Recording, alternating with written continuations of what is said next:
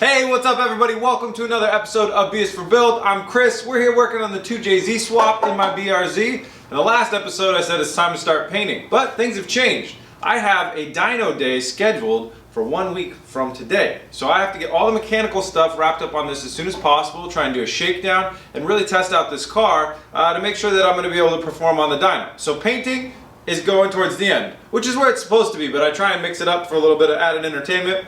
Anyways, that's not happening. In today's episode, we're focused on the must-haves. So we are going to figure out power steering today. We are going to hook up the alternator today. We're going to mount the ECU and finish up our wiring, because I don't think there's much other stuff that we need to wire in under the hood. And we're going to start getting a lot of those must-haves taken care of.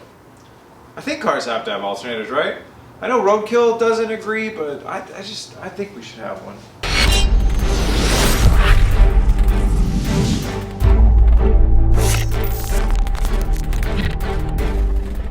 Before we get down to work today, a quick word from our sponsor. This episode is proudly sponsored by a mobile game called Vikings War of Clans. Now you guys may know that my background is actually in mobile app development. I've done games, I've done applications, all sorts of things. So I'm a pretty good judge. This game is awesome. It's highly addictive, so be careful. Do not drive and play at the same time. But it is a lot of fun. The app keeps sucking you back in. I've been playing for many days, and I can tell you that the app it's very well designed. The graphics, the sounds, the user interface, everything is so much fun. The player community on this app is large. It is super large, and the game development allows for these massive battles to happen, but as well as you can team up with your friends and play along. You can start a clan. The game goes really deep. There's a lot of different levels, and there's pretty much seemingly endless amount of different things that you can do. It's a super fun game, and it's really easy to get started. That's one thing that I liked about it is I didn't know how I'd be getting started because I haven't played any of these massively multiplayer mobile games, but this one is very unique in the way that it got me started really easily, and then now I'm off to the races. I know exactly what I'm doing. I'm building up my army, and I'm having a really good time. So it's a really fun game. If you guys are interested, check it out. There's a link in the description. If you download it through using that link, you will start off with 200 gold, which I can tell you is a really good starting point. Find me on there. My username is BS4Build on there. You can come play with me if you'd like. Thanks so much for sponsoring the episode, guys. Check it out. Link in the description. Vikings War of Clans. The first thing I want to do today is wire up the alternator. So the BRZ's wiring harness is the best option for wiring this up in my mind, because the one that it came with was all cut up and stuff like that. Now you need an ECU to control the alternator, tell it when to stop charging the battery. Your ECU will monitor your battery level. If it's full, it'll stop charging it so you don't overcharge your battery. So the BRZ's ECU is going to take care of that. I believe the 2JZ's ECU could take care of that as well, but we're going to go off the BRZ. And my buddy Kyle tipped me off to the fact that the BRZ's plugs are actually the same as the one on the Toyota's alternator. So we're good to go there. It's a very tight space. We got to get the old stuff off the alternator because it was left on there from when they pulled the engine. We'll get the old stuff off, we'll get the new stuff on, and then let's test it out.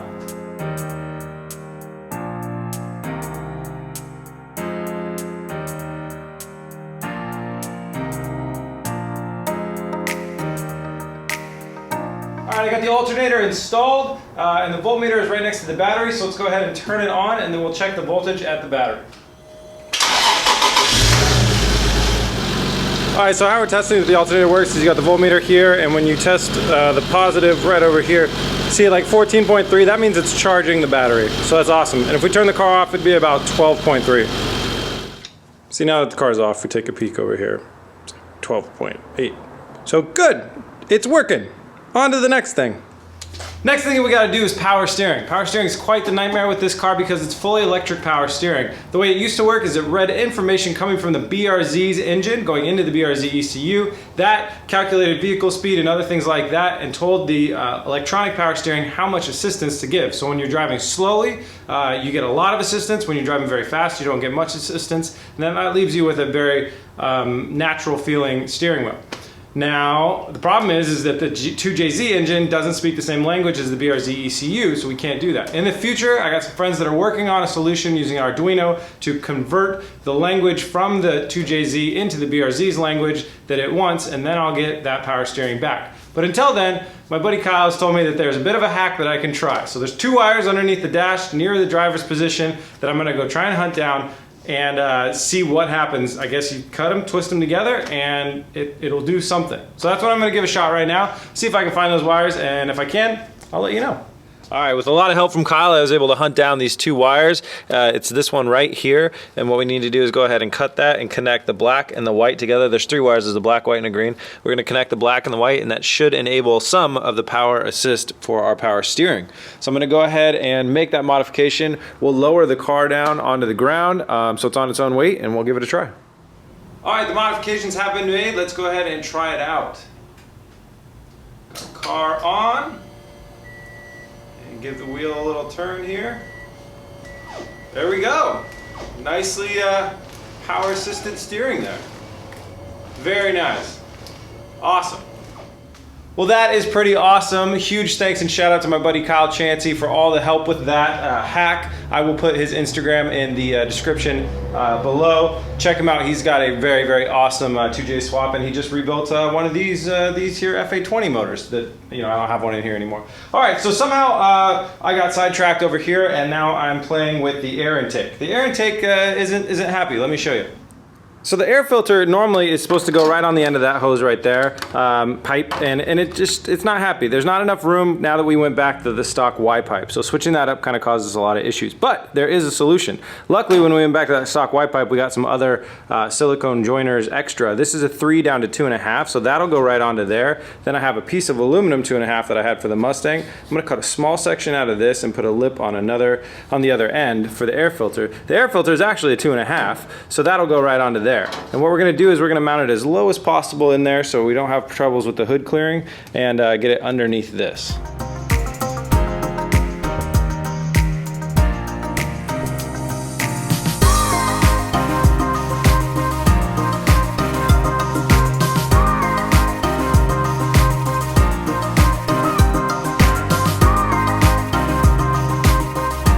Ta-da! I got that all done. It is unfortunate that this is the hot side of the cooling system, so we are going to have a little bit of hotter air around there than we needed to, but that's where it's supposed to go. So it's, you know, wherever I can make it land for now. We can work on modifications later for, you know, these small improvements, but, you know, coming right in by the bumper and stuff like that, that should get some good airflow.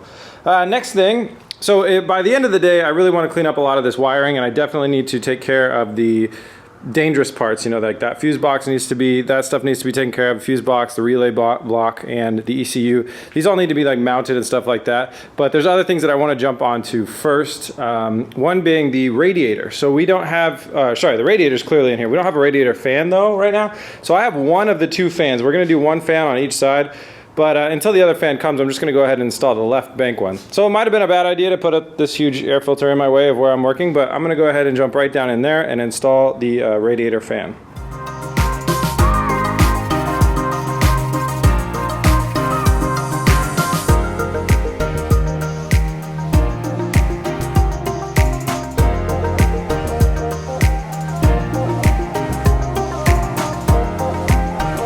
Fan installation is complete. Let's go turn on the car, make sure the fan turns on. It's supposed to turn on the second we turn on the fuel pump, and it will run all the time that the car is running. I hear it. There we are. The fan is pulling air, pulling the fresh air in through here and out there. And we'll do another fan right here as soon as it comes in the middle. Alright, next thing I gotta do on this is start to tackle some of the wiring. You guys can probably tell by looking around in my shop that cleaning things is not something that I love to do. This has got to get taken care of. It's getting a little bit overwhelming. So here we go. I need to, I'm going to start on this side of the car, and I'm going to start to try and straighten everything up, as well as it looks like, just by looking at the placement of this turbo over here, and where my brake line is over here, and where some of this other wiring is, I'm going to go ahead and build a heat shield of some sort. So that will happen as well. I'm going to try and tackle this side, I don't know, and then I'll give you guys an update, and we'll move over to that side. Here we go.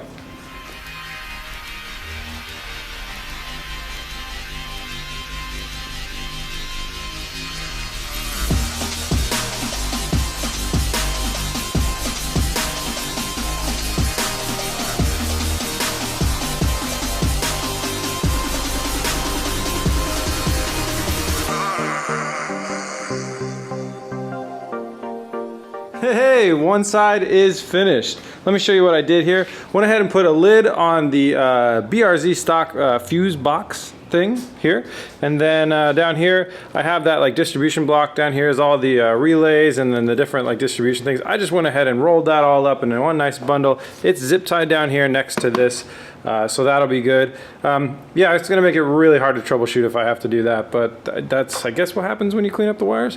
And then down here we have our fuse block mounted on the car right here. Now that I had a lid for, and I lost it. So the fuses are all kind of exposed. I hope that's not gonna be a problem. What I'll do is if I don't find the lid lying around the shop here in the next day or two, I will just go ahead and order another one off of Amazon and get that going. And then so you got this big cable bundle runs from there over to here, and then we have kind of a three-way. That goes to the fuses, that goes here, and this goes around to the car. This is a little independent hose that we gotta run that goes to the boost controller. So that's it. These are the hoses that go across the car, and that's all the hoses for this section. Now I was going to build a little bit of a heat shield for that right there, so you can see that this is the cold side of the turbo that doesn't actually stay as cold, but this is, you know, so you have air intaking through here, comes like flies into the turbo here and then gets compressed here. So it's not the hot side, it's not the side that deals with the exhaust, but it does get hot. And then we have about a 1-inch gap before that bundle of wiring. What I'm going to go ahead and do is I'm going to use the car first and test it out and see how the heat goes, because this is like kind of an open air situation in here. So we'll see how the ambient air cools this area, how hot it gets, etc., etc. Might even ask the guys at the dyno shop what they think about it and work from there on that. I'm trying to really just get stuff done right now at this point so we don't miss our dyno day, rather than like nitpicking too much. If it's not going to be a total catastrophe, I'm going to skip it for now and we can always come back to it. So now then those wires run over. One thing that I found that I'm super stoked on is I found my little hoses here that go to the breathers. I actually just ordered a new set an hour ago, so sorry Toyota dealership, I'm not going to need those. I got these, they're quite expensive, so I'm glad. It's like 40 bucks for the two different little hoses, and that one goes there and that one goes there, so I'm going to go ahead and install those right now. And then we can put our red valve cover on, valve cover. And then it's onto this mess right here. Wow, doesn't that look fun. So I'm thinking this is some good space, this is some ECU space. I got a lot of work to do here, so I'm going to go ahead and get to it.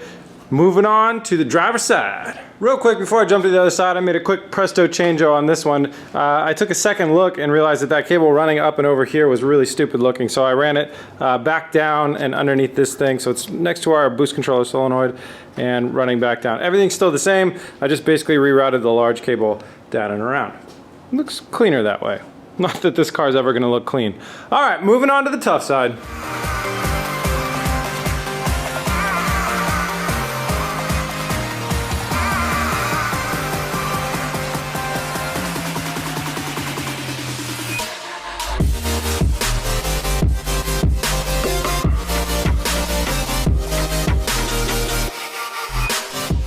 Status update. I found a spot for the ECU. So this is a box that you guys haven't seen. It's normally about twice as wide. I modified it by cutting the back half of it off. And it houses the ECU. It's meant to house this ECU. There's a little, oh, this is a little lid for it. And the wires are gonna have to come out that way, which is unfortunate. I wish I could mount it the other way, but it's really not gonna work that way. So there's one mounting point right down here. You can see I have a zip tie on it.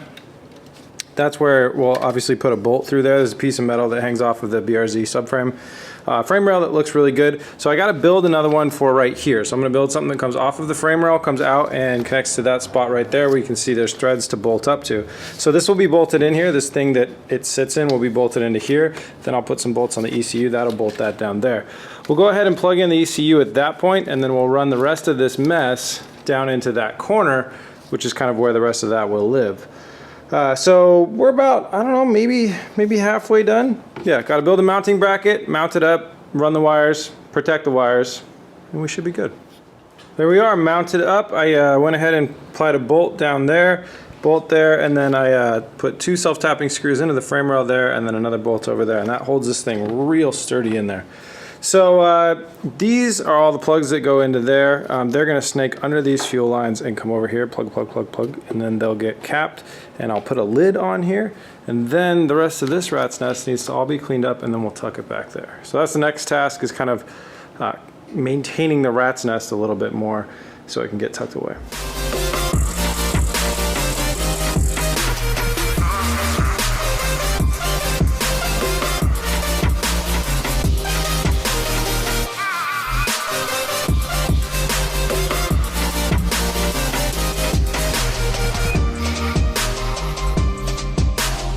All right, it's 1 in the morning. I am dead tired, but these wires are neater than they were before. So here's what we ended up with. The ECU container and everything is totally mounted. We got the lid basically on here. The wires kind of come out the side there. Then there's this big ass bundle of stuff that's like some relays and plugs and things like that. Now I know I could thin out the ECU. That's the thing, thin out the ECU wires. You get rid of basically all the ones that you're not using, which is quite a lot of them. That would cut down on a lot of the stuff. But the thing is for me is I don't know exactly what all is there. I'm not familiar enough with the 2JZ, and I would hate to thin out a wire and then have to come back later and have it not be there. So I'm sticking with everything. And look, it's fine, it fits. So you got this big bundle of wire here, and I basically covered stuff in electrical tape in case things get water on them. I was just trying to help with that.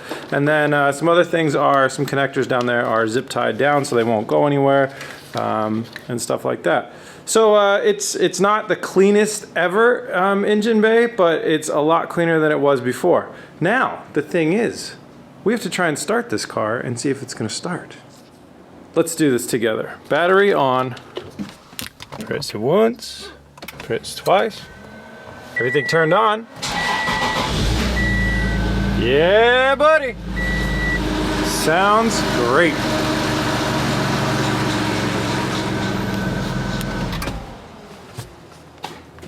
Success! Oh man, I was really dreading doing all that wiring, but now that it's done, I'm so happy to have it done. I'm really glad that I got the ECU inside of its protective case. That thing was expensive too, it cost over $100, but I got it inside its protective case, and I got that mounted very, very structurally and very well. So I'm really happy about all that, and I'm happy about how that turned out. So win-win, that was cool. We got a lot of good stuff done today. So thank you guys so much for watching. If you like Beast for Build, you like what we do, head over to beastforbuild.com, scroll down to the shop, pick yourself up a hat or a key tag or a shirt. We got BRZ shirts for this car right here, and we have some new garage flags on the way in that have the BRZ shirt kind of design on here. Also, I'm working on some new designs. I'm sorry that we haven't had a lot of shirts lately, but you know, I normally do one for each build, and I've just not been getting the builds done fast enough. I don't know what to say. Other than that, you can find us on social media at Beast for Build on Twitter, Instagram, Facebook, all that stuff. Head over to your favorite one and follow us on there. Stay up to date with all the latest and greatest. And that's about it, guys. I hope you enjoyed watching. Please remember to like and subscribe. Peace!